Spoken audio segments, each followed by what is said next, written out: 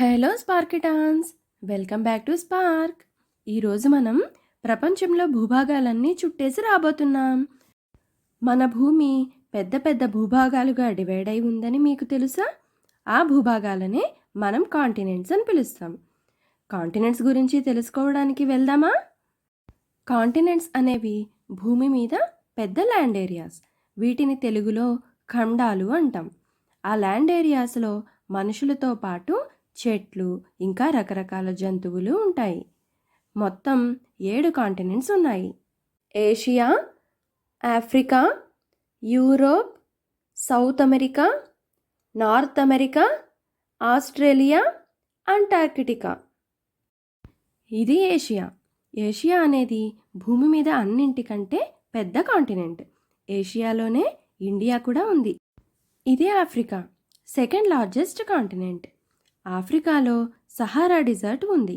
అలాగే ఆఫ్రికన్ కాంటినెంట్లో చాలా లయన్స్, ఎలిఫెంట్స్ ఉన్నాయి.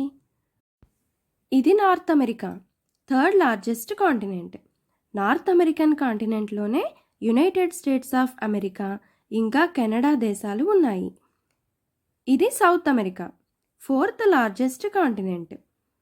అమెజాన్ రివర్ ఇంకా అమెజాన్ రెయిన్ ఫారెస్ట్ ఈ ఖండంలోనే ఉన్నాయి.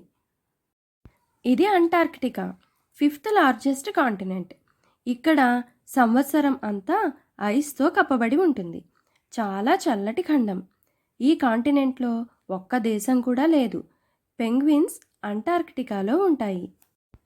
ఇది యూరోప్. యూరోప్లో బ్రిటన్ దేశం ఉంది. ఓల్డ్ బిల్డింగ్స్ అండ్ క్యాసిల్స్కి యూరోప్ ఫేమస్. ఇది ఆస్ట్రేలియా. ఆస్ట్రేలియా అన్నిటికంటే చిన్న కాంటినెంట్. ఇక్కడే క్యాంగరూస్ ఇంకా కోలాస్ ఉంటాయి. ఇప్పుడు కాంటినెంట్స్ గురించి కొన్ని ఫన్ ఫ్యాక్ట్స్ చూద్దామా?